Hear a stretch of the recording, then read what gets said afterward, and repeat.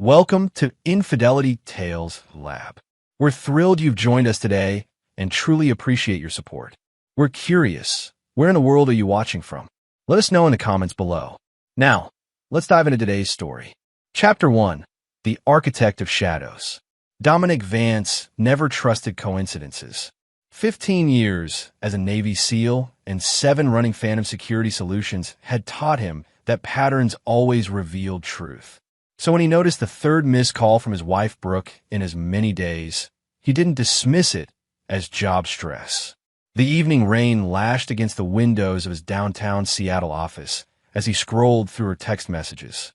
All variations of the same theme. Working late again. Don't wait up. Love you. His operations director, Floyd Ramirez, knocked on the doorframe. Boss, team's ready for the Peterson briefing. Dominic nodded, pushing away from his mahogany desk. The wife canceling dinner again? Floyd asked, noticing the phone in Dominic's hand. Third time this week, Dominic replied, his voice neutral despite the storm brewing inside him. Trouble in paradise? The question hung in the air. Dominic had built his company from nothing after leaving the military, specializing in high-risk security operations for clients who valued discretion above all. His reputation was unassailable. Dominic Vance protected what was his and destroyed what threatened it. No exceptions, no hesitation. Paradise is for fools who don't see the snakes, Dominic said, pocketing his phone. Let's talk about the Peterson extraction. Hours later, Dominic arrived home to the sprawling lakeside property he'd purchased 3 years into his marriage to Brooke. The house lights were on, unusual for 11 p.m. He entered silently, as was his habit, and heard laughter from the kitchen. Brooke stood at the island counter, still in her hospital scrubs, talking animatedly on the phone. She hadn't heard him enter. He doesn't suspect a thing, she was saying, her voice playful. Don't worry, he's married to his work. I know. Soon, I promise. Dominic stepped back into the shadows of the hallway, his face impassive as he cataloged every word, every inflection. When she ended the call, he waited 30 seconds before deliberately making noise, shutting the front door with enough force to announce his presence. Dom! Brooke's face brightened when he entered the kitchen, her green eyes sparkling with a warmth that now seemed calculated. I didn't think you'd be home before midnight. He kissed her cheek, noting the unfamiliar cologne clinging to her skin. Meeting ended early. Who are you talking to? Oh, just Leslie about the hospital fundraiser. The lies slipped out effortlessly. Leslie Porter, her best friend and fellow surgeon at Seattle Memorial. Dominic nodded, pouring himself a whiskey. How's the cardiac unit? Busy, she said, turning away to rinse her mug in the sink. We had a triple bypass that ran long. Another lie. He'd already checked the hospital's surgery schedule, a habit from when they'd first started dating 5 years ago. Nope, bypass surgeries today. I'm going to shower, she said, brushing past him. Don't wait up. As she walked upstairs, Dominic sent a text to Xavier Wells, his chief of security operations, surveillance protocol Heimdall. Full spectrum. Priority 1. The response came seconds later. Understood. Starting tonight. Dominic sipped his whiskey, gazing out at the rain-slicked garden. He hadn't built an empire by being reactive. Whoever was threatening what was his would learn why his former SEAL team had nicknamed him the Architect, because he didn't just eliminate threats. He designed their destruction. Chapter 2. The Surgeon's Secret. Dominic studied the surveillance reports with clinical detachment. For 2 months, Xavier had documented Brooke's movements, communications, and discrepancies. The pattern was undeniable. Regular meetings with Dr. Liam Hargrove, chief of cardiology at Seattle Memorial, always in the same private room at the Elysian Hotel. She's careful, Xavier said, sliding another photo across Dominic's desk. But not careful enough. The image showed Brooke and Liam in the hotel parking garage, locked in an embrace. Dominic's expression remained unchanged. Emotion was a liability when planning a response. What do we know about him? Dominic asked, voice steady. Xavier opened a dossier. Liam Hargrove, 41, Harvard Medical School, divorced twice. Known for aggressive pursuit of female colleagues. Board memberships at 3 hospitals. Gambling habit he keeps hidden from a medical board. Financial situation, leverage to the hilt. Alimony to 2 ex-wives. Mortgage on a waterfront mansion. 3 luxury cars. He's keeping up appearances, but barely treading water. Dominic nodded. And his relationship with my wife. Based on intercepted messages, it's been ongoing for at least 4 months. They're careful in their communications, but the content is explicit. Dominic closed the file. Continue surveillance. I want everything. His finances, medical records, phone logs, social media. Find me leverage points. Already underway, Xavier confirmed. There's one more thing. He paused, uncharacteristically hesitant. Say it, Dominic commanded. Yesterday, Brooke visited an OB/GYN, not her regular doctor. Private practice in Bellevue. Dominic's eyes narrowed slightly, the only visible reaction. Confirm it. 3 days later, Brooke announced her pregnancy over dinner. Dominic watched her face carefully as she shared the news, noting the calculated enthusiasm, the practice surprise. That's wonderful, he said, raising his water glass in a toast. How far along? About 8 weeks, she replied, relief evident in her smile. I wanted to be sure before telling you. Dominic did the mental calculation. 8 weeks ago, he'd been in Dubai for 12 days, securing a sheik's compound. The timing was deliberate. She thought he wouldn't notice. He smiled and took her hand across the table. I couldn't be happier. That night, as she slept, Dominic made a call from his home office. Preston, it's Dominic Vance. I need a consultation. Dr. Preston Walsh, the foremost expert in genetic testing in the Pacific Northwest, had been on retainer for phantom security for years. I assume this is confidential? Preston asked. Always, Dominic replied. I need comprehensive preparedness for a paternity verification. Non-invasive options first, but be ready for anything. May I ask why? Dominic's voice was ice. No. The following week, Brooke's mother Helena arrived from Boston, supposedly to help prepare for the baby. A former socialite with old money and older prejudices, Helena had never approved of Dominic despite his success. She found his military background crude and his security business unseemly. I still don't understand why Brooke couldn't marry within our circle, Helena complained to her daughter during lunch. Dominic, ostensibly working in his home office, listened through the security system he'd installed. Mother, please, Brooke sighed. Dominic has been good to me. Good to you financially, perhaps, Helena sniffed. But man with his background, well, does he even want children? He's thrilled about the baby, Brooke insisted. He's already talking about nursery designs. Another lie. Dominic had said nothing about nurseries. Well, I suppose we should be grateful for small mercies, Helena said. At least the child will have Davidson blood to balance out whatever he brings to the genetic table. Dominic smiled coldly. The pieces were aligning perfectly. Chapter 3. The Gathering Storm. As Brooke's pregnancy progressed, Dominic executed his plan with methodical precision.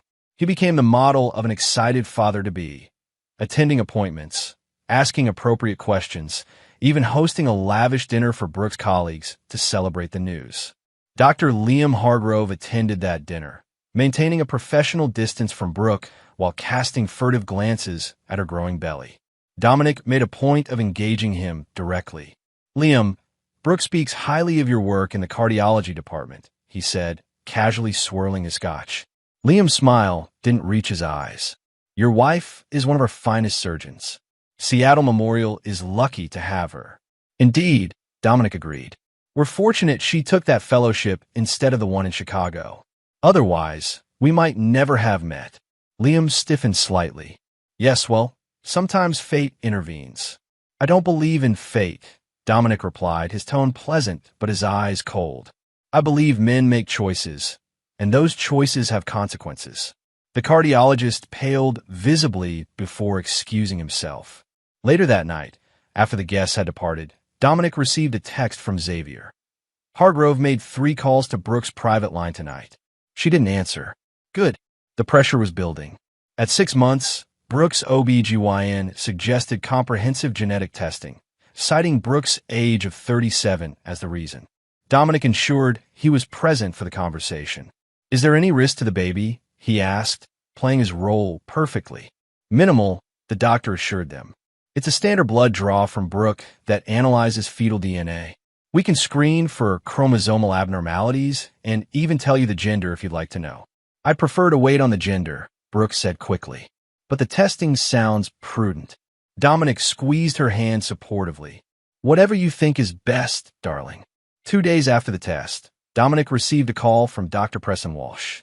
I've secured the sample as requested, Preston confirmed. How would you like to proceed? Run the full panel against my DNA profile, Dominic instructed. I want preliminary results within 48 hours. Understood.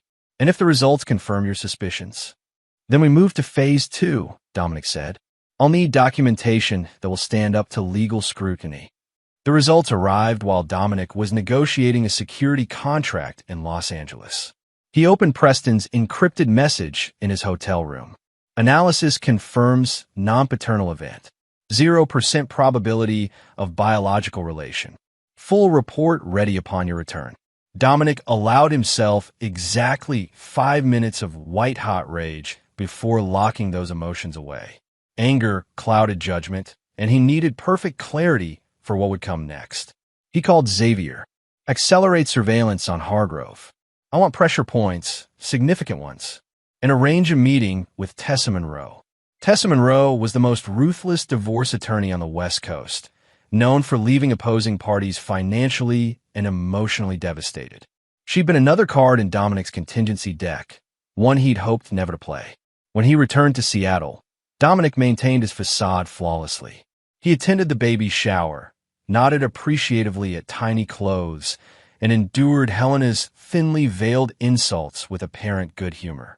The night before the gender reveal party, Brooke's idea, not his, he overheard another late-night call. You need to calm down, Brooke was whispering in the bathroom. The test results were routine. No, he doesn't suspect anything. Look, we agreed to wait until after the birth. Yes, I'm still committed to our plan. Dominic slipped back to bed before she emerged. When she curled against him, he embraced her, his mind calculating the final adjustments to his counterattack. The gender reveal party was scheduled at their lake house, with 30 guests including family, friends, and key hospital colleagues. Dominic had requested one special addition to the guest list, Dr. Preston Walsh, introduced as an old friend and business associate. As glasses clinked and congratulations flowed, Dominic observed Brooke and Liam maintaining their careful distance, communicating only through glances and brief, seemingly professional exchanges. Helena hovered near her daughter, periodically casting disapproving looks toward her son-in-law. Perfect. All the players were in position. The moment approached. Brooke stood beside the elaborate cake that would reveal blue or pink when cut. Dominic took his place next to her, knife in hand, smiling for the cameras. Before we cut, Helena announced, raising her champagne flute, I'd like to toast to my first grandchild, a Davidson through and through. To the baby, the guests echoed. Dominic noticed Preston positioning himself near the door, medical bag in hand. Right on schedule. As they prepared to cut the cake, Helena stepped closer, examining Brooke's profile. Her expression suddenly shifted. Something's not right, she murmured, her society manners momentarily forgotten. The facial structure, it reminds me of, she stopped abruptly, eyes darting to Liam across the room, then back to Brooke's pregnant form. The room quieted as Helena's face contorted with realization and rage. She gripped Brooke's arm, her voice carrying clearly through the silence. This baby can't be our blood. Everyone went quiet. Brooke looked confused. Dominic just smiled. Then the door opened, and Preston walked in, holding a manila envelope. Actually, Preston announced with clinical precision, there's something you need to know. Chapter 4. The test results. Actually, there's something you need to know, Dr. Preston Walsh stated, his clinical tone slicing through the stunned silence. All eyes turned to the distinguished geneticist as he approached Dominic and Brooke. Brooke's face drained of color. Who is this? What's happening? Dominic placed a steadying hand on her shoulder, his touch gentle, but his eyes hard as granite. This is Dr. Preston Walsh, dear, one of the country's leading experts in genetic testing. Helena stepped forward, champagne glass still clutched in her manicured hand. What is the meaning of this interruption? Preston held up the manila envelope. Mrs. Vance, I'm afraid there's an irregularity with your amniocentesis results that requires immediate attention. A murmur rippled through the gathered guests. Dominic scanned the room, noting Liam Hargrove's ashen face as the cardiologist backed slowly toward the terrace doors. This is absurd, Brooke protested, her voice rising with practiced indignation. My OB is on my test results. There are no irregularities. That's partially correct, Preston replied evenly. Your regular OB has the standard screening results. But the amniotic fluid was also sent to my specialized lab for advanced genetic mapping. Without my consent? Brooke's eyes flashed with genuine anger now. With the consent of the child's father, Preston countered, glancing at Dominic. Helena's grip tightened on her glass. What irregularity could possibly warrant this humiliating spectacle? Perhaps we should discuss this privately, Brooke suggested desperately. Why? Dominic asked, his voice unervingly calm. These are our closest friends and family. Surely we can trust them with important medical information about our child. Every emphasis on our was a dagger, and Brooke flinched visibly at each one. Preston opened the envelope and removed several documents. The testing revealed two significant findings. First, the child is male.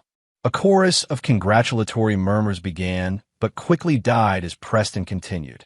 Second, there is a 0% probability that Mr. Vance is the biological father. The room erupted. Helena gasped dramatically, clutching her pearls. Several guests began edging toward the exits. Brooke's friend, Leslie, covered her mouth in shock.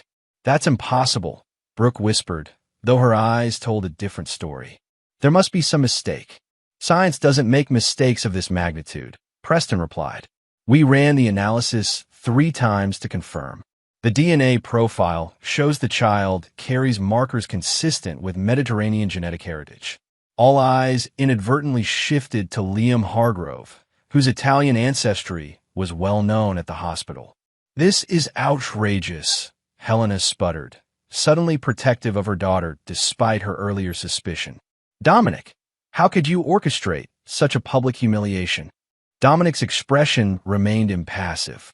Is it humiliation to seek the truth, Helena? I thought the Davidsons valued honesty above all. Don't you dare lecture me about values, Helena hissed. Not when you've turned what should be a joyous family occasion into this circus. A circus indeed, Dominic agreed, turning to face Brooke. Though I believe we're still missing one crucial performer. Dr. Hargrove, would you care to join us at the center ring? Liam froze halfway to the terrace door, trapped like prey in the gaze of a predator. This doesn't concern him, Brooke protested frantically. Doesn't it? Dominic asked softly. Dr. Walsh, would you please elaborate on the other genetic markers you identified? Preston nodded. The fetus carries several distinctive hereditary traits, including markers for a rare blood type, AB negative with a Bombay phenotype.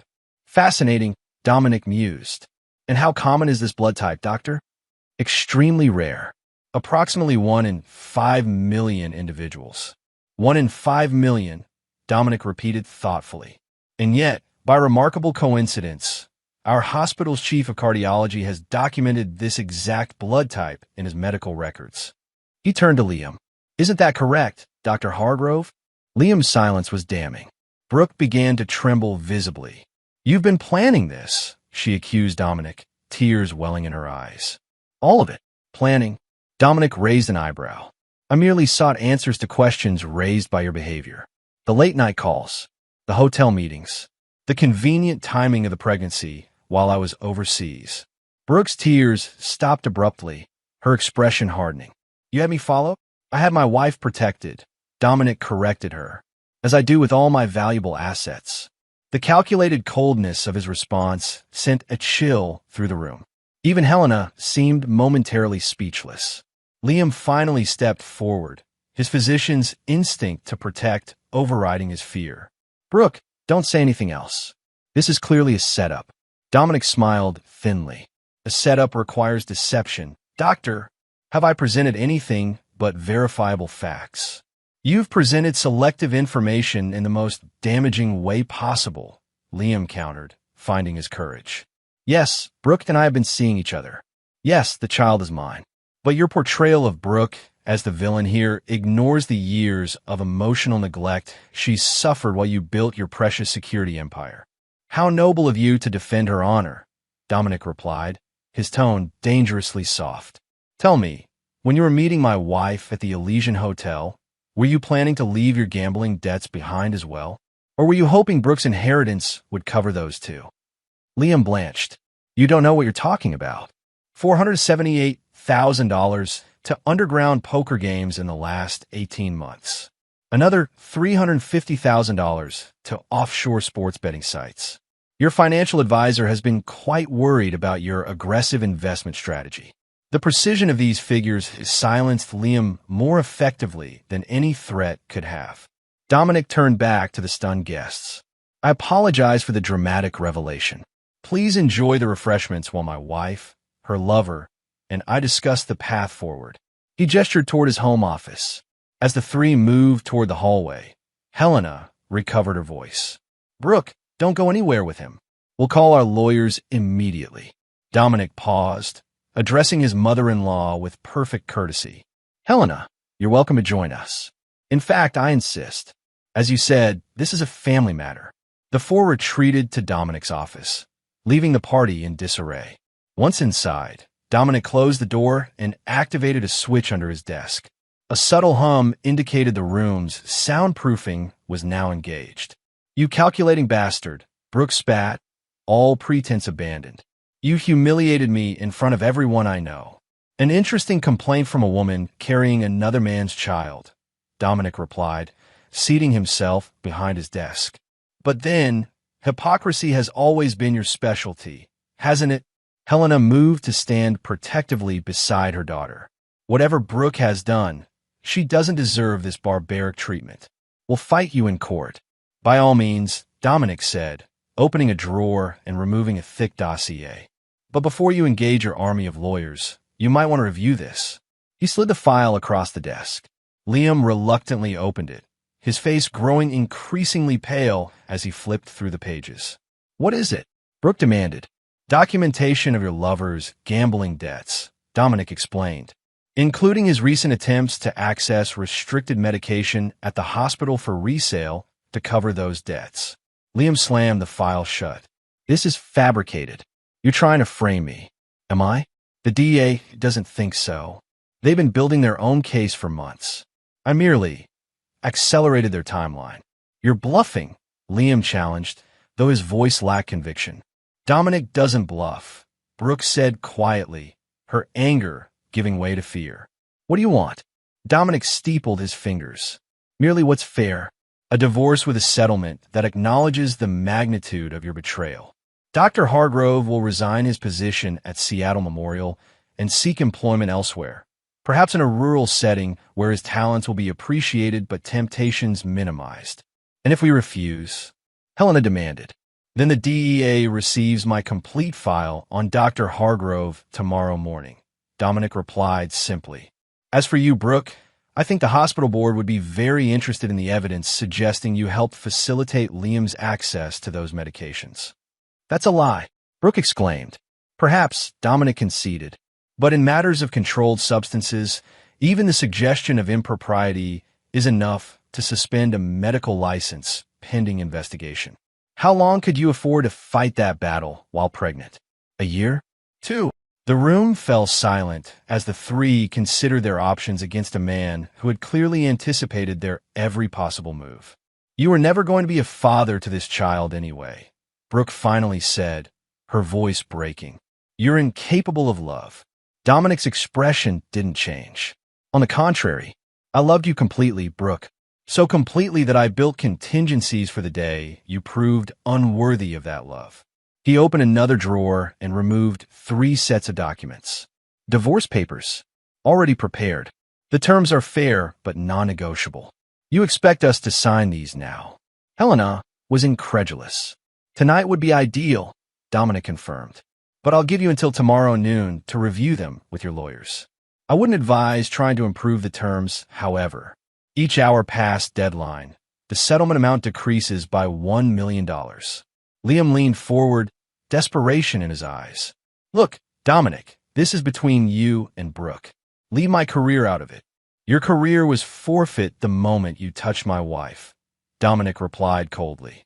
Consider my offer mercy compared to what the federal prosecutors would demand. The meeting concluded with Brooke, Liam, and Helena departing with copies of the divorce settlement. As Dominic escorted them out through the now-empty party venue, he noticed Xavier waiting discreetly by the front door.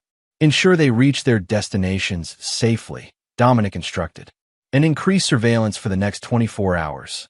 I want to know every call, every consultation, every consideration of options other than my terms.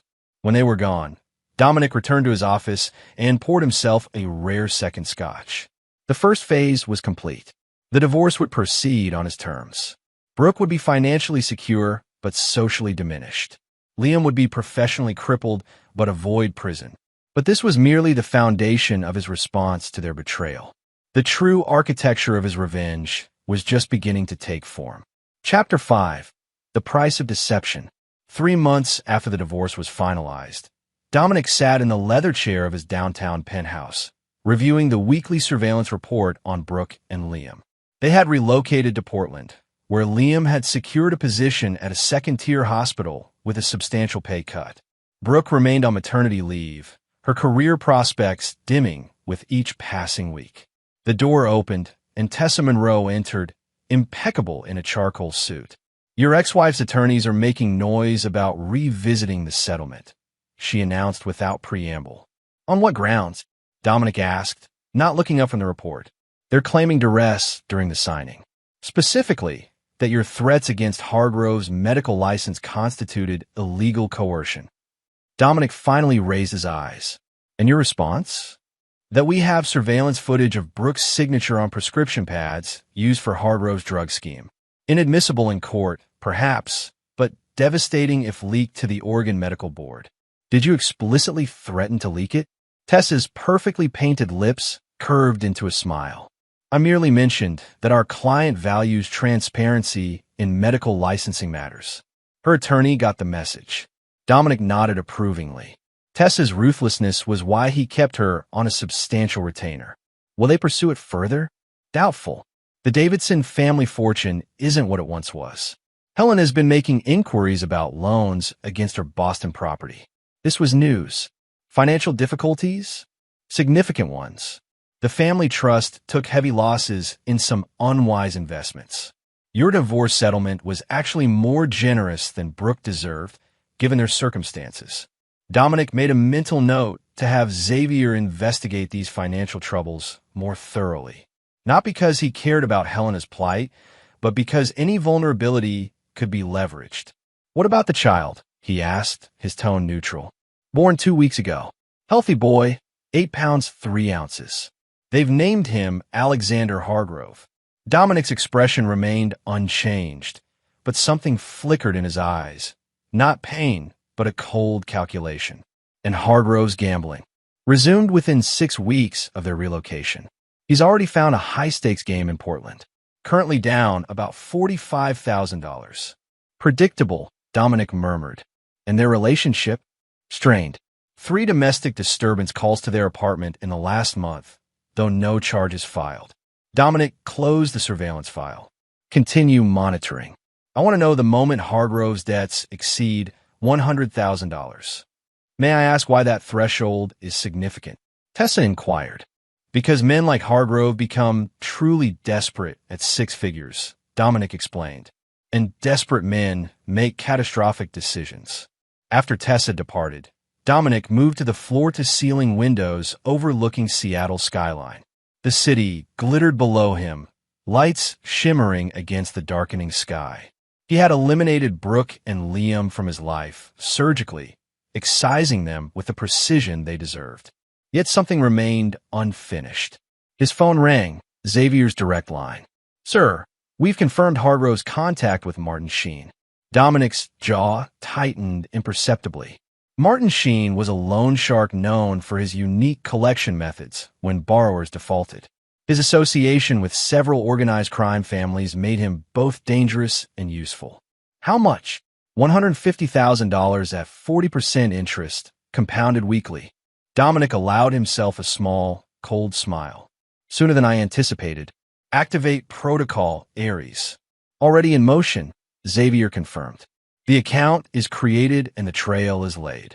Protocol Aries was the next phase of Dominic's architectural design, a complex financial trap that would ensnare both Liam and, by extension, Brooke. He had established an offshore account in Liam's name, untraceable to Dominic, and was gradually feeding it with funds that appeared to come from diverted hospital pharmaceuticals. The DEA would receive an anonymous tip about this account at precisely the right moment, creating a cascade of legal consequences that would destroy what remained of Liam's career and reputation.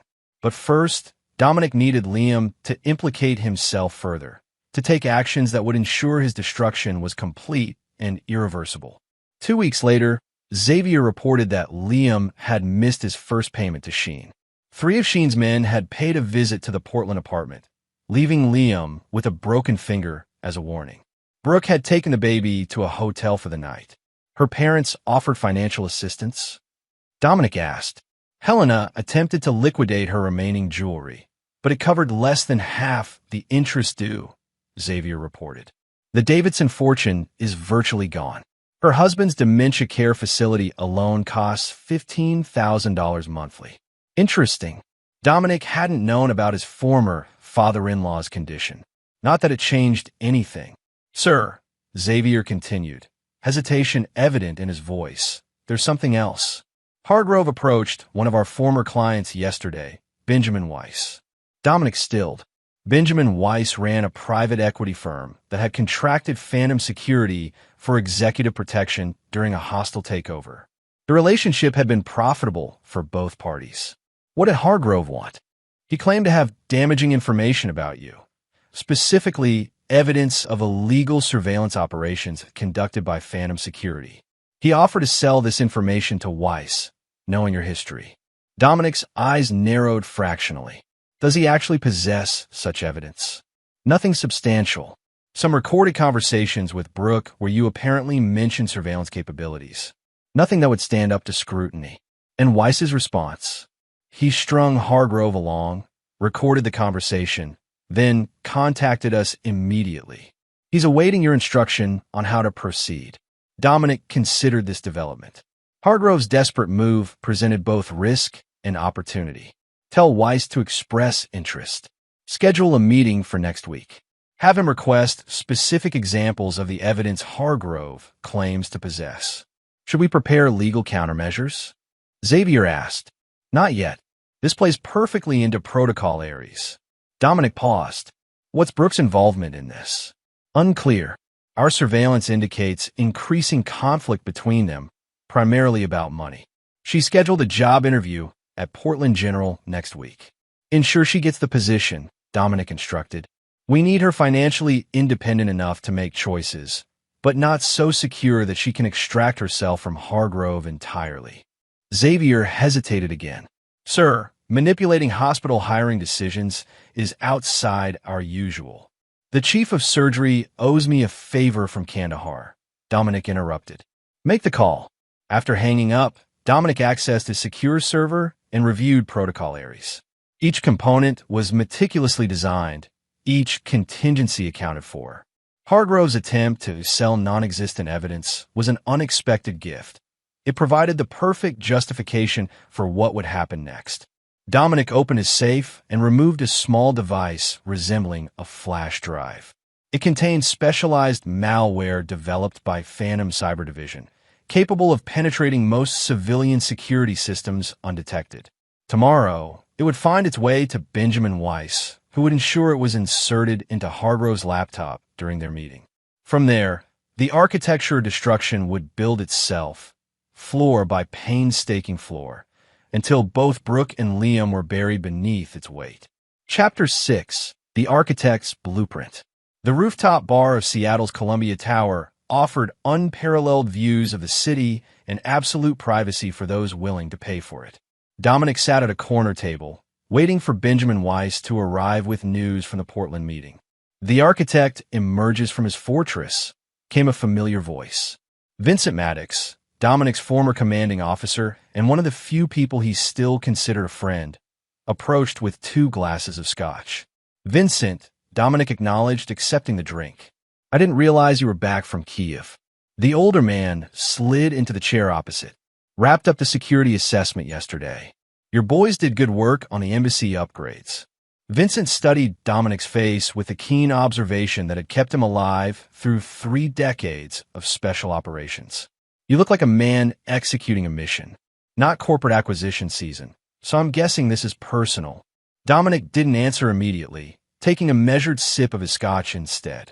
Vincent was one of the few people who knew about Brooke's betrayal and the subsequent divorce. "You're still hunting them," Vincent observed. It wasn't a question. "Justice isn't revenge," Dominic replied evenly. "Bullshit," Vincent chuckled without humor. "I trained you, remember? I know the difference between a man seeking justice and one designing annihilation." He leaned forward. "The question is whether you've considered the collateral damage." Dominic's eyes hardened. "There won't be any." "No. What about the kid? He didn't ask to be born into this mess." "The child will be provided for," Dominic said dismissively. "My issue is with Brooke and Hargrove, not an innocent infant." Vincent nodded slowly. "Good, because crossing that line would make you something I didn't train you to be." Their conversation paused as Benjamin Weiss approached, his normally confident stride tentative as he neared their table. "Dominic," he greeted nervously. "Mr. Maddox." "Report," Dominic said simply.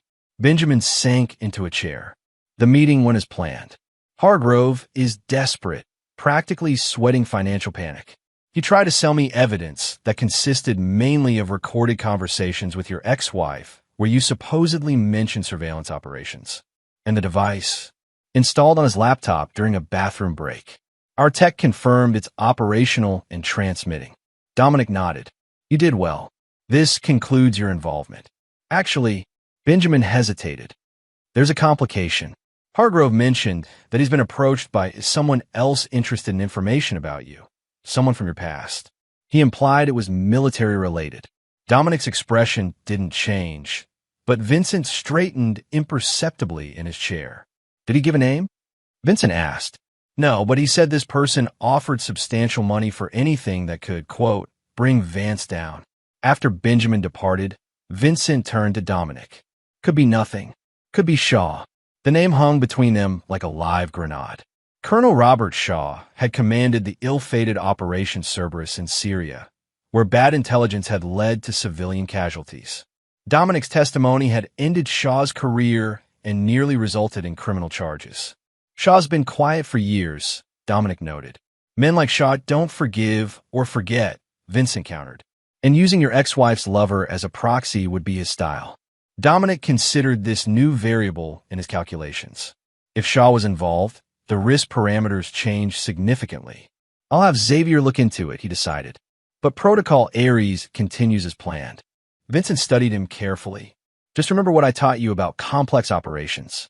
The more moving parts, the more potential points of failure," Dominic recited. "I haven't forgotten. See that you don't. Because from where I'm sitting, you're building a house of cards in a hurricane." 3 days later, Dominic received confirmation that the malware was functioning perfectly. Every keystroke on Hargrove's laptop, every email, every web search was being monitored. The picture it painted was one of escalating desperation. Hargrove had taken additional loans from increasingly dangerous sources. He had begun selling prescription medications in earnest, using Brooke's access codes at Portland General without her knowledge. And most significantly, he had indeed been contacted by Robert Shaw. Xavier presented the intelligence in Dominic's office, his usual professional demeanor troubled. "Shaw has offered Hargrove $250,000 for actionable intelligence on Phantom Security's overseas operations. Specifically, our work in Yemen last year. The Yemen operation had been legitimate but highly classified security for American intelligence assets during a sensitive extraction. If details leaked, lives would be endangered. Has Hargrove provided anything substantive?" "Not yet. He's stringing Shaw along, promising evidence he doesn't have. But he's growing desperate enough to fabricate something convincing. Dominic walked to the window, considering the implications. Shaw's involvement changes the timeline. How close is the DEA to acting on our anonymous tips? They're building their case. Probably 2 more weeks before they move. Too long, Dominic decided. We accelerate to Phase 2 immediately. Phase 2 of Protocol Ares involved activating an agent Dominic had planted in Martin Sheen's organization months ago, anticipating Hargrove's eventual debt problems. This agent would suggest that Hargrove's medical knowledge made him valuable for certain specialized services that could clear his debt quickly. The trap was elegant in its simplicity. Hargrove would be offered the opportunity to perform off-the-books medical procedures for Sheen's criminal associates. Once he agreed, evidence of his consent would be captured and preserved. Whether he actually performed such procedures was irrelevant. The mere agreement would be enough to destroy him professionally and personally. Meanwhile, the malware on Hargrove's laptop would be used to plant falsified communications with overseas contacts, making it appear he was selling medical information on Dominic's Yemen security clients. When these communications were discovered by federal authorities via another anonymous tip, Hargrove would face potential treason charges. What about Brooke? Xavier asked. Continue monitoring. When Hargrove is arrested, we'll ensure she receives evidence of his activities that put her medical license and her child at risk.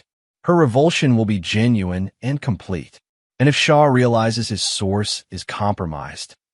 Dominic's expression darkened. Then we deal with Shaw directly. Prepare a contingency file on his activities since his discharge.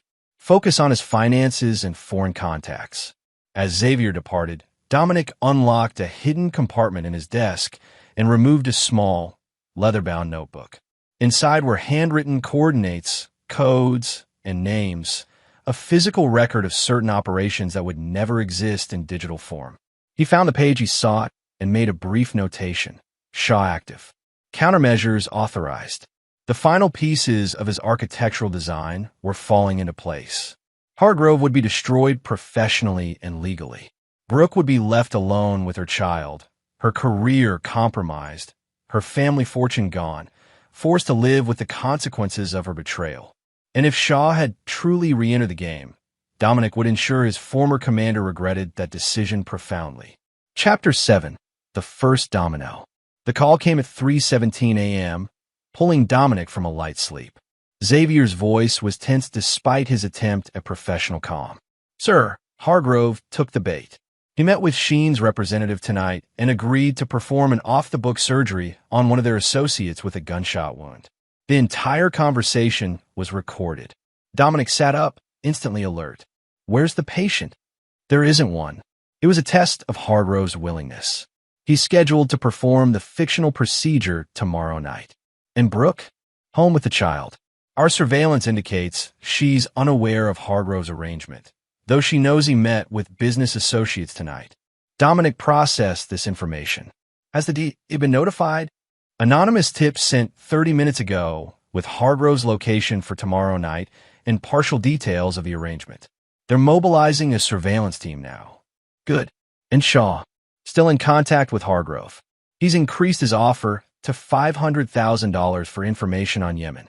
Hargrove is fabricating documents using information he's gleaned from news sources and his conversations with Brooke. Dominic's jaw tightened. The fabrications wouldn't be dangerous to national security. Hargrove didn't have access to actual classified material, but the attempt itself was enough to trigger federal interest in counterintelligence circles. Execute Phase 2, Component B, he ordered. Route the fabricated communications through the implanted channels. Ensure they're discoverable by the counterintelligence sweep that will follow the DEA raid. Already underway, Xavier confirmed. There's one more development. Hargrove attempted to access your ex-wife's Portland general credentials again last night, presumably to divert more pharmaceuticals, but the password had been changed. This was unexpected. Brooke changed her password? Yes, sir. And there's more. She's contacted Dr. Leslie Porterback at Seattle Memorial about reinstating her position there. Dominic absorbed this information thoughtfully. Brooke was creating distance between herself and Hargrove sooner than anticipated. It spoke to her intelligence. She sensed the sinking ship and was preparing to abandon it. I want audio surveillance in their apartment increased, he decided. If they're discussing separation, I need to know exactly what Brooke knows about Hargrove's activities. The next 24 hours unfolded with the precision of a military operation. Dominic monitored developments from his command center at Phantom Security, where multiple screens displayed surveillance feeds, intelligence reports, and the movements of key players. At 7:15 p.m., Hargrove left the Portland apartment after an argument with Brooke that surveillance had captured with crystal clarity. "Where are you going?" Brooke had demanded, the baby crying in the background. "Business meeting." "Don't wait up." "Business? You mean more gambling? Or are you meeting those men who broke your finger?" "This is different. I found a way to clear the debts. All of them." "By doing what exactly?" "Because if it's illegal, Liam, I swear I'll take Alexander and leave tonight." "It's just a consultation. Medical advice for a private client. Completely legitimate." "Then why are you sweating? And why can't you look me in the eye?" Hargrove had grabbed his medical bag then, his voice hardening. "Because you've done nothing but question and undermine me since we got here. At least Dominic. Don't you dare say his name in this house." "Fine. Enjoy your moral high ground while I try to keep a roof over our heads." The door had slammed, and Brooke was left alone with a crying infant. At 8:43 p.m., Hargrove arrived at an abandoned medical clinic on Portland's east side, a location chosen by Sheen's representative and now surrounded by unmarked DEA vehicles. At 9:17 p.m., Hargrove entered the building carrying his medical bag, now containing surgical supplies he'd stolen from Portland General. At 9:22 p.m., DEA agents stormed the building, arresting Hargrove along with two undercover operatives posing as Sheen's men. Dominic watched the arrest feed with cold satisfaction. Phase 2 was proceeding exactly as designed. Within hours, the contents of Hargrove's laptop would be discovered, revealing both his illegal pharmaceutical activities and his fabricated communications with foreign entities interested in classified U.S. operations. "Sir," Xavier interrupted his contemplation. Brooke Vance just received a call from the Portland Police Department informing her of her partner's arrest. "Show me," Dominic ordered. The surveillance feed from the Portland apartment appeared on the main screen. Brooke stood in the kitchen, phone pressed to her ear, her face a mask of shock and building anger. "Conspiracy to distribute controlled substances?" she repeated to the officer on the line. "There must be some mistake. Liam is a cardiologist. He doesn't." She stopped, her expression changing as realization dawned. "Yes, I understand. No, I have no knowledge of any illegal activities. Of course I'll cooperate fully." After hanging up, she didn't cry. Instead, she moved with surprising efficiency, pulling a suitcase from the closet and beginning to pack essential items for herself and the baby. "She's running," Xavier observed. "Not running," Dominic corrected. "Extracting herself. There's a difference." He watched as Brooke made another call to her friend Leslie in Seattle. From the one-sided conversation they could monitor, Brooke was asking to stay with Leslie temporarily while sorting things out. This was proceeding faster than Dominic had calculated. He needed to adjust the timeline. "Implement Phase 3 immediately," he instructed Xavier. "I want the financial evidence delivered to Brooke before she leaves Portland." Phase 3 involved ensuring Brooke received documented evidence of Hargrove's extensive betrayals, not just his criminal activities, but evidence of his using her medical credentials without her knowledge, putting her license at risk, his attempt to sell information about Dominic to both Weiss and Shaw, and most damaging, his communications with other women while Brooke was pregnant. The evidence would devastate any remaining loyalty she might feel toward Hargrove. It would ensure that when he inevitably attempted to implicate her in his crimes, she would reject him completely. And in her vulnerable state, isolated from family support due to the Davidsons' financial collapse, she would be forced to rebuild her life with the knowledge that she had destroyed her secure future with Dominic for a man who had betrayed her just as thoroughly. "There's one more thing," Dominic added. "Contact Tessa. I want the trust fund for the child established immediately." Xavier looked surprised. "Sir, The boy is innocent in this, Dominic stated flatly. Set up the irrevocable trust as planned. $2 million accessible when he turns 25, provided he has no contact with Hargrove. Brooke is to be notified of its existence, but given no control over the funds. 2 hours later, a courier delivered a package to Brooke's apartment. The surveillance feed showed her opening it, her hands trembling slightly as she reviewed the contents. The documentation was comprehensive, leaving no doubt about the extent of Hargrove's deceptions. Her face transformed as she read, shock giving way to disgust, then hardening into cold fury. When she reached the final document, notification of the trust fund for Alexander, her composure finally broke. She sank onto the couch, shoulders shaking with silent sobs. Send the final communication to the counterintelligence team, Dominic instructed, turning away from the feed. And activate our source at the Federal Detention Center. I want to know the moment Shaw attempts contact with Hargrove. The machinery of destruction was now fully in motion. Hargrove would face federal charges for multiple felonies. His medical career was over. His freedom would soon follow. Brooke was left to rebuild from ruins, her betrayal rewarded with isolation and the knowledge that she had sacrificed a loyal husband for a man who had used her just as ruthlessly. And Shaw would soon learn that awakening old vendettas against Dominic Vance carried consequences beyond imagination.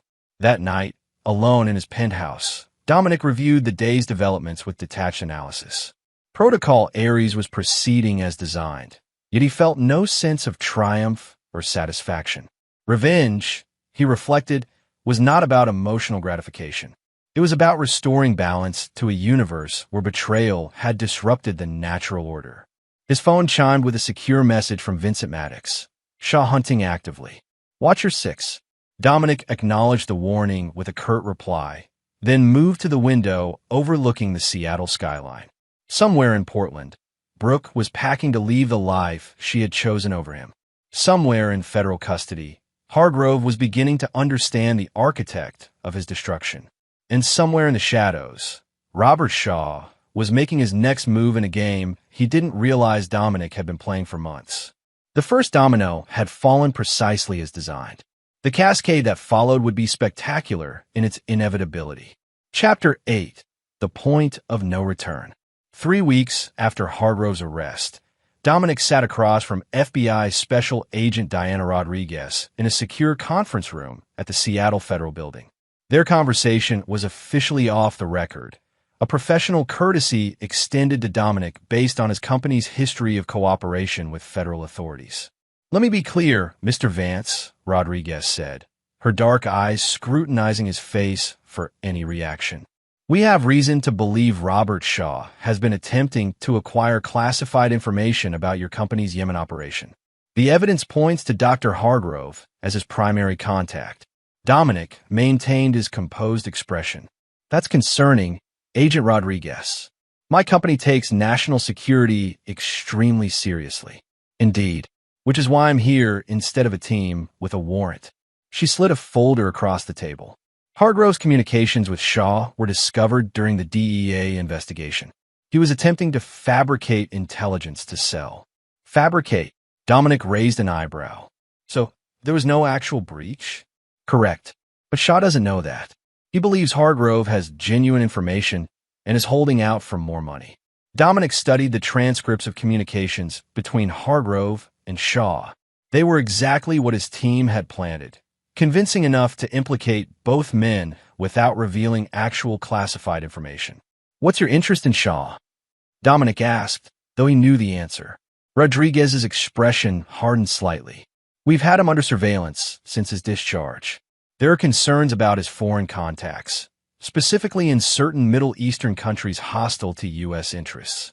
You think he's selling information to foreign intelligence services?"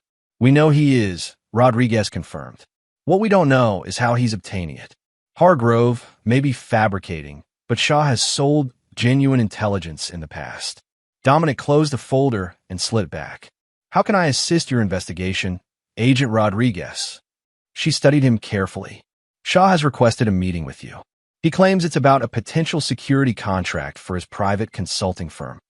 And you want me to take this meeting? With appropriate protections in place, yes. We need to understand what he's really after. Dominic appeared to consider this request, though his decision had been made the moment she mentioned Shaw's name. I'll need complete operational discretion. My security team remains in place throughout. Of course, she agreed quickly. This would be a professional courtesy on your part, not an official operation. After establishing parameters for the meeting, to be held at Phantom Security's offices with both FBI and Dominic security monitoring, Rodriguez stood to leave. One more thing, Mr. Vance, she said at the door. We're aware of your history with Shaw. If this is personal for you, now's the time to say so. Dominic met her gaze directly. All security matters are professional, Agent Rodriguez.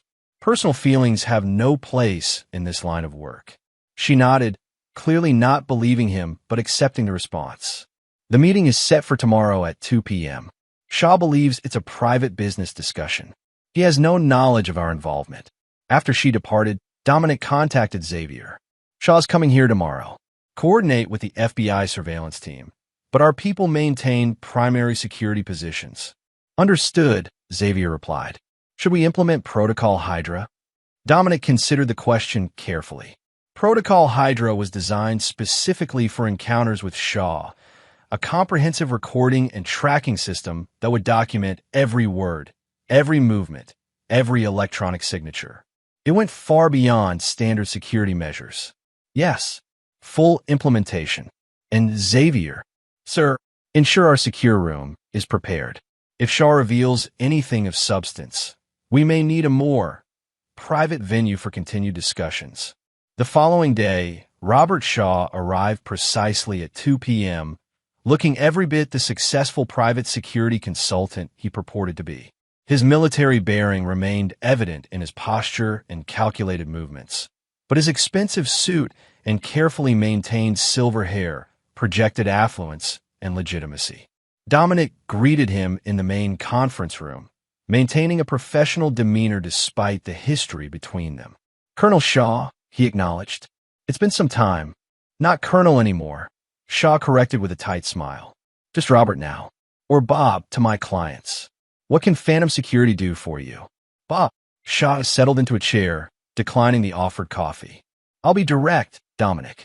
My firm has secured a contract to provide security consultation for several energy companies expanding into the Yemeni market. Your work there last year was impressive. I'm hoping we might discuss a potential collaboration. Dominic noted the careful phrasing, technically accurate but deliberately vague. Yemen is a complicated operational theater. What specific aspects of our work interested you? Your extraction protocols, primarily. I understand you developed some innovative approaches to secure transit through contested territories. And there it was, the fishing expedition, thinly disguised as professional interest. Those extraction protocols were classified, developed in conjunction with U.S. intelligence agencies. Our methodologies are proprietary, Dominic replied evenly. Though I'm curious how you became aware of them, given the confidential nature of that operation. Shaw's smile didn't waver. Our industry runs on information, Dominic. You know that better than most. Indeed, including information about who's been attempting to purchase classified intelligence from disgraced physicians. The shift in atmosphere was immediate. Shaw's expression hardened, though his posture remained relaxed. I'm not sure what you're implying. No implication. Simple fact. Dr. Liam Hargrove has been quite forthcoming with federal investigators about your generous offers for information regarding Phantom's Yemen operations. Shaw's eyes narrowed fractionally, the only indication that Dominic's direct approach had surprised him. If some desperate doctor in legal trouble is making accusations, I'd hardly consider that reliable intelligence. The Federal Counterintelligence Team has documentation of your communications. Quite detailed documentation. For several seconds, silence filled the room as Shaw recalculated his position. When he spoke again, his tone had shifted to one of quiet intensity. Let's be honest with each other, Dominic. We both know what this is really about. Syria. Operation Cerberus. Ancient history, Dominic replied dismissively. Not to me, Shaw countered, leaning forward slightly. Your testimony destroyed my career. Everything I'd built over 3 decades. Gone because you couldn't follow orders. I followed lawful orders. I didn't participate in a cover-up of civilian casualties. Shah's controlled facade cracked slightly, revealing the rage beneath. Those casualties were tragic but unavoidable. The mission objective was paramount. You knew that when you accepted the assignment. The mission was compromised from the start. Your intelligence was flawed, your operational plan was reckless, and your response to the consequences was criminal. Criminal? Shah scoffed. I was cleared of all charges. On technicalities, not on merit. The two men stared at each other, years of unresolved animosity crystallizing in the silence between them. You know, Shah finally said, his voice dangerously soft, I've spent years wondering what would hurt you most. When I heard about your divorce, the paternity scandal, the public humiliation, I thought perhaps I'd found my answer. But watching you now, I realize it wasn't enough. Dominic's expression remained impassive, though his awareness heightened at this revelation. You've been monitoring my personal life. With great interest, Shah confirmed. Particularly your methodical destruction of Dr. Hargrove. Very impressive work. Almost worthy of what I taught you in Syria. You taught me nothing except the cost of compromised leadership. Shah laughed quietly. Is that what you tell yourself? That you're different from me? Better. He shook his head. Look in the mirror, Dominic.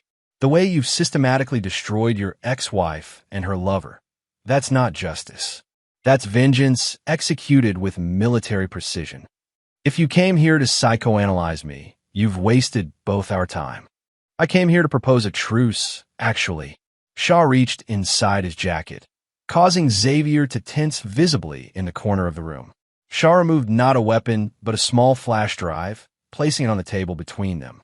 This contains evidence of every surveillance operation you've conducted against your ex-wife and Dr. Hargrove, including several that arguably crossed legal boundaries. Enough to destroy Phantom Security's reputation and possibly result in criminal charges against you personally. Dominic didn't look at the drive, and in exchange for not releasing this supposed evidence, access to your Yemen protocols, the real ones, not whatever sanitized version you provide to clients. The audacity of the proposal was almost admirable.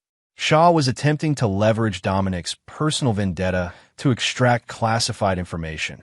An elegant trap that demonstrated why the man had once been one of the military's most effective special operations commanders. That's an interesting proposal, Dominic said after a calculated pause, though it makes certain assumptions that may not be accurate, such as that I care about reputation more than principle, that I conducted any surveillance that wasn't fully legal.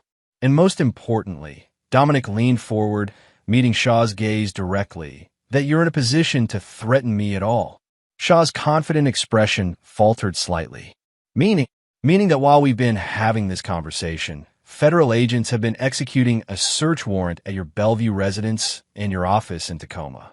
They're particularly interested in your encrypted communications with certain foreign nationals in Yemen, Saudi Arabia, and Iran. That's impossible, Shah said, though uncertainty had crept into his voice.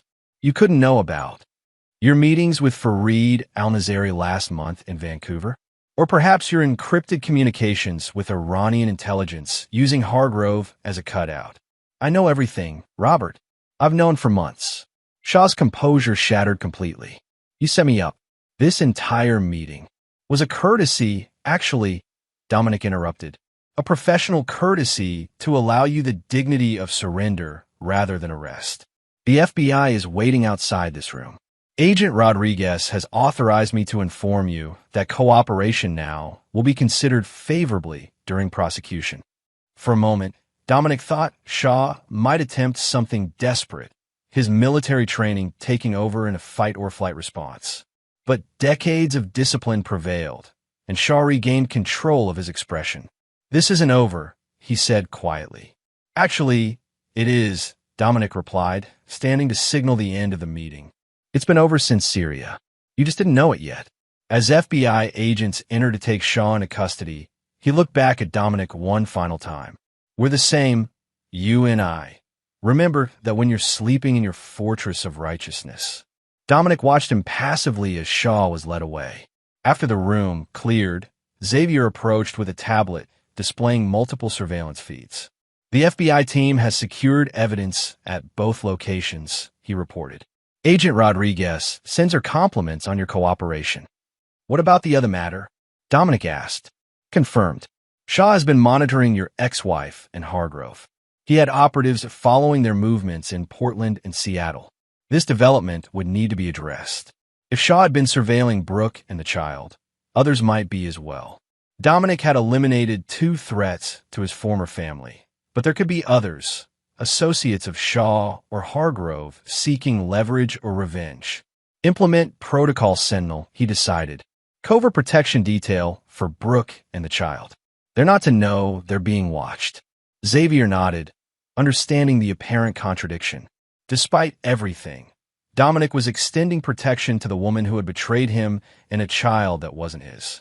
But Xavier had served with Dominic long enough to understand that his moral code, while brutal in its application, remained consistent in its principles. Later that evening, Dominic received a final report on Shaw's arrest. The evidence against him was overwhelming. Not just the fabricated communications with Hargrove that Dominic had orchestrated, but genuine evidence of espionage that the FBI had been building for years. Shaw would likely spend the rest of his life in federal prison. The satisfaction Dominic expected to feel remained elusive. He had systematically destroyed everyone who had betrayed or threatened him. Brooke, Hargrove, and now Shaw. Yet something remained unresolved, a loose thread in his architectural design. His phone chimed with a message from Xavier. B has returned to Seattle. Taken position at Memorial. Child in daycare during working hours. Security protocols in place. Brooke had completed her extraction from the ruins of her relationship with Hargrove, returning to the city where her betrayal had begun.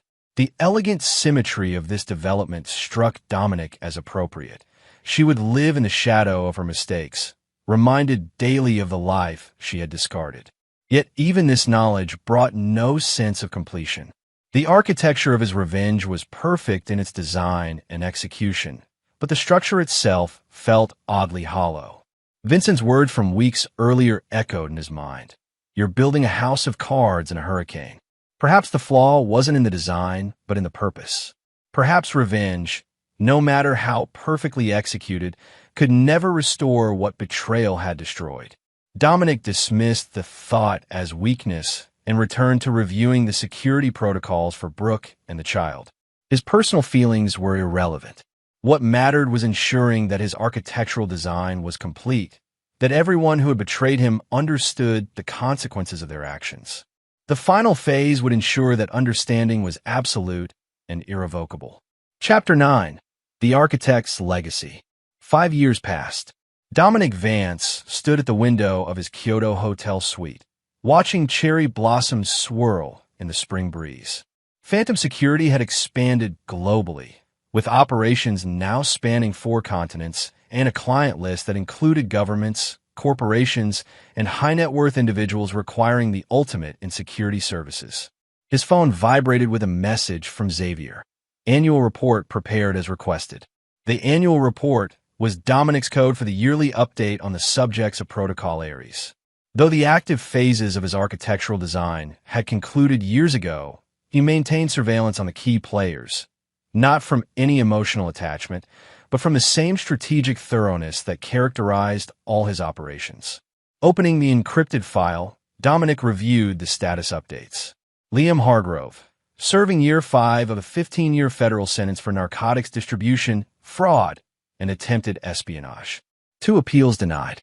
Prison informants report declining health due to unmanaged gambling addiction leading to deaths within the prison population.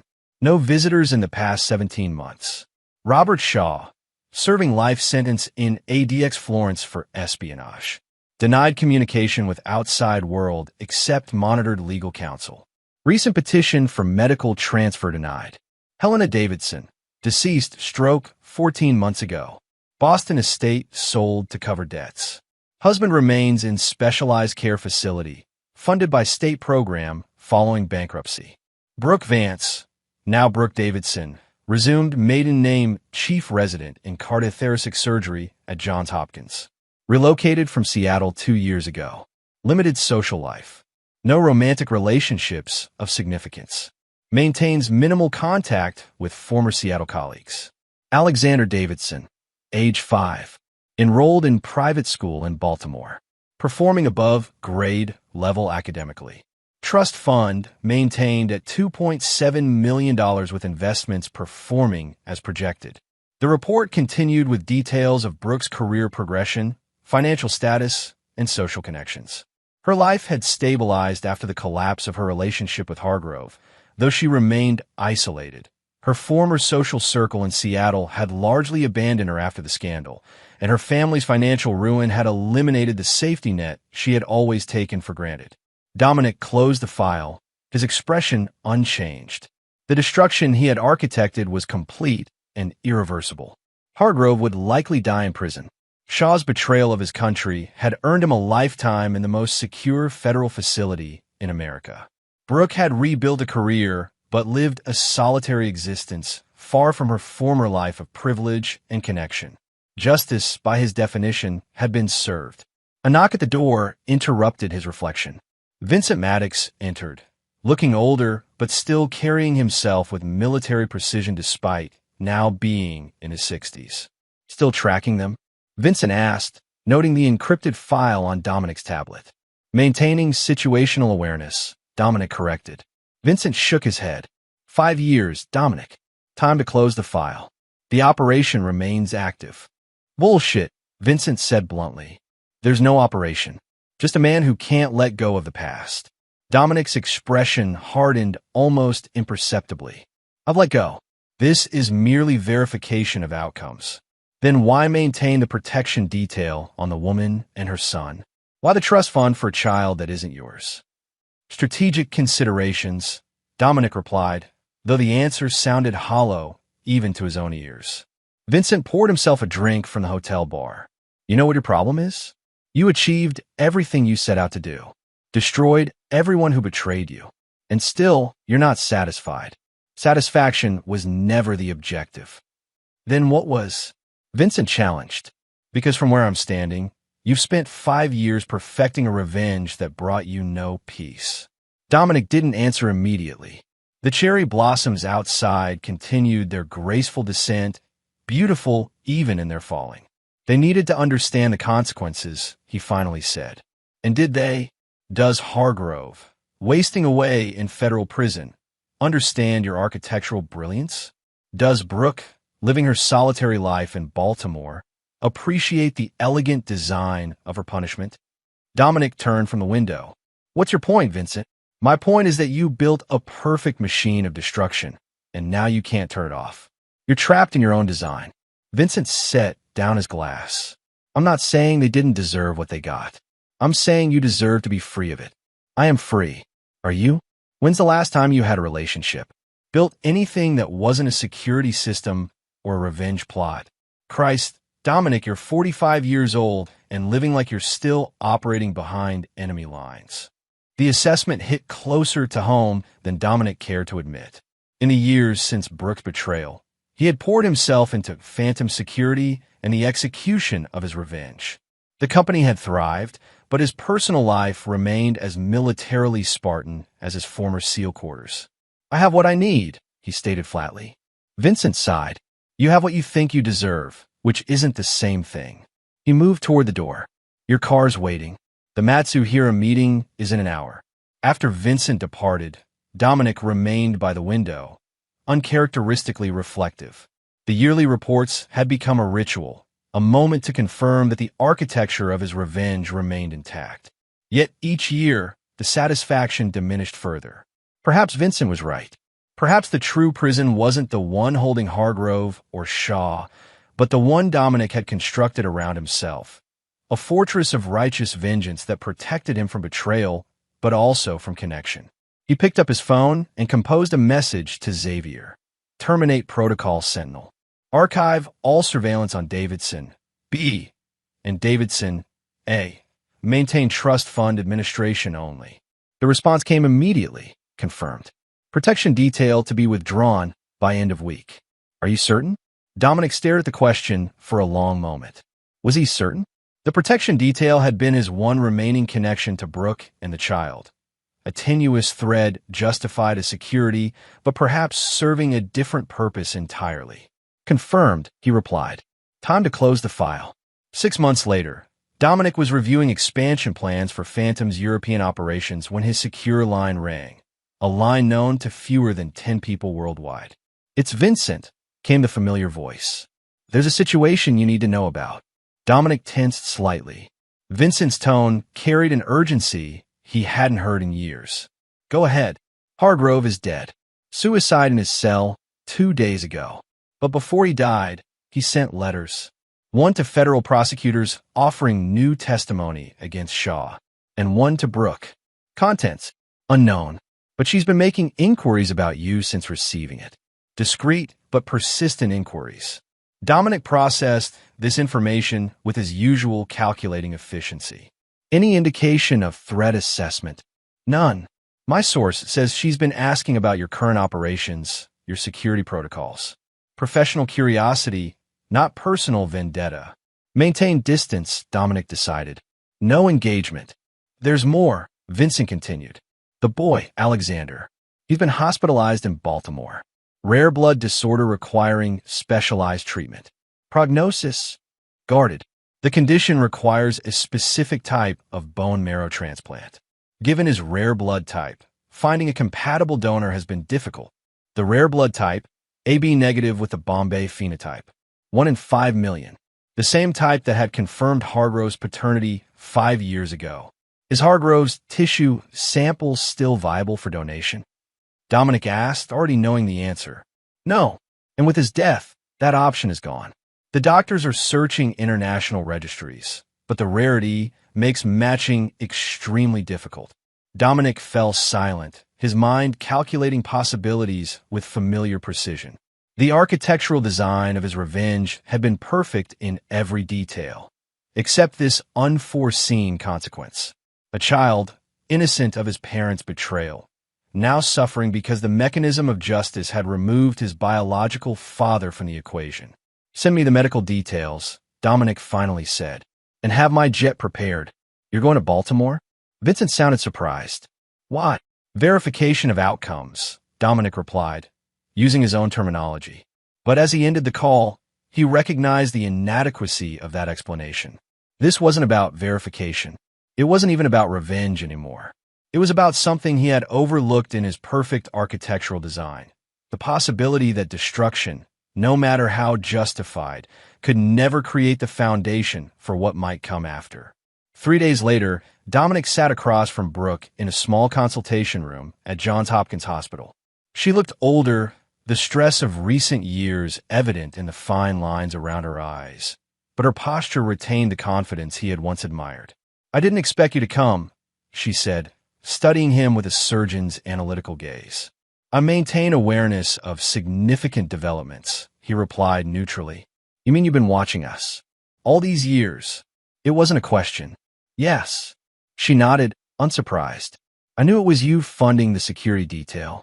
The men were too good, too professional to be standard hospital security. It was a precaution. Shaw had people monitoring you. And now? Why are you here now, Dominic? He met her gaze directly. I understand Alexander needs a bone marrow transplant. That his blood type makes finding a donor difficult. Her professional composure cracked slightly, revealing the mother beneath the surgeon. Nearly impossible. We've searched every registry. His condition is deteriorating, and we're running out of time. Dominic placed a file on the table between them. My security firm maintains extensive medical databases on individuals with rare blood markers. Potential donors in case of emergency extraction scenarios. Hope flickered in her eyes. You found a match? Potentially. The individual has agreed to testing. Why would you do this? Brooke asked, suspicion replacing hope. After everything, Dominic considered her question carefully. The truth was complex, layered with contradictions even he didn't fully understand. His revenge had been perfect in its execution, but hollow in its aftermath. The architect had created destruction with flawless precision, but failed to consider what might be built from the ruins. The child is innocent, he said simply. My issue was never with him. Brooke studied him, searching for the calculation she expected to find. And what do you want in return? Nothing. I don't believe you, she said flatly. You never do anything without a purpose, without a plan 10 steps ahead. Perhaps, Dominic acknowledged. But plans change. Priorities shift. She looked down at the medical file, conflict evident in her expression. Liam wrote to me before he died. He confessed everything. How you orchestrated his destruction, how you manipulated evidence against him. Did he mention using your medical credentials to divert pharmaceuticals? Putting your license at risk? Attempting to sell fabricated intelligence to a man who would have used it to endanger American operatives? No, she admitted. He portrayed himself as your victim. Nothing else. And what do you believe? Her eyes met his again, clear and direct. I believe you're both architects of destruction. He built his on lies and desperation. You built yours on calculated precision. Neither of you considered the collateral damage. Dominic absorbed this assessment without visible reaction, though he recognized its accuracy. His revenge had been justifiable, but absolute. A scorched earth response that eliminated the immediate threat, but left nothing capable of growth in its wake. The potential donor will arrive tomorrow, he said, standing to leave. My medical team will coordinate with your doctors. Wait, Brooks said, rising as well. There's something else I need to know. The trust fund for Alexander, why? As I said, the child is innocent. It's more than that, she pressed. You've maintained surveillance, security details, financial support, all for a child that isn't yours, born from a betrayal you never forgave. Why? Dominic had asked himself the same question during sleepless nights in hotel rooms across the globe. The architecture of his revenge had accounted for every variable except one: his own inability to completely sever the connection to what might have been. Perhaps I wanted to ensure that something survived, he finally said. Something untainted by what happened between us. Brooks' expression softened slightly, the first hint of the woman he had once loved. And has it worked? Has anything survived? We'll know tomorrow, he replied, his usual precision failing him. The bone marrow donation was successful. The anonymous donor, arranged through Dominic's extensive network, provided the life-saving cells Alexander needed. 3 months later, the child was in remission, his prognosis excellent. Dominic received the medical updates with his customary detachment, filing them alongside the final reports on Protocol Ares. Shaw remained in federal prison, his health declining. Hargrove was buried in an unmarked grave, his parents having disowned him years earlier. The architecture of destruction was complete. Yet something had changed in Dominic. Vincent noticed it first, a subtle shift in focus from security operations to the Phantom Foundation, the charitable arm of his company that now funded medical research into rare blood disorders and support programs for children affected by them. Building instead of destroying, Vincent observed during a rare moment of reflection. It suits you better than I expected. Dominic didn't acknowledge the observation directly. The foundation serves strategic purposes: reputation management, networking opportunities. Of course, Vincent agreed, not believing it for a moment. Nothing to do with a certain child in Baltimore who's alive because of your intervention. 1 year after Alexander's successful treatment, Dominic received a package at his Seattle office. Inside was a handwritten note from Brooke and a child's drawing. A simple house with blue walls and a red roof, surrounded by flowering trees and a bright sun. The note read simply. He asked about the man who found his donor. I told him you were an architect who builds instead of destroys. He wanted you to have this. His first creation. Dominic studied the drawing with uncharacteristic attention to detail, noting the careful lines, the deliberate color choices, the emerging skill of a young mind finding its first expression. Then he did something he hadn't done in nearly 7 years. He smiled. The architect had designed perfect destruction, but perhaps his true legacy would be what others built from the ruins he left behind. And there you have it. Another story comes to an end. What did you think? I'd love to hear your thoughts in the comments below. If you enjoy this story, consider joining our community by subscribing. It means the world to us. For more stories like this one, check out the recommended videos on screen. And I'll see you there.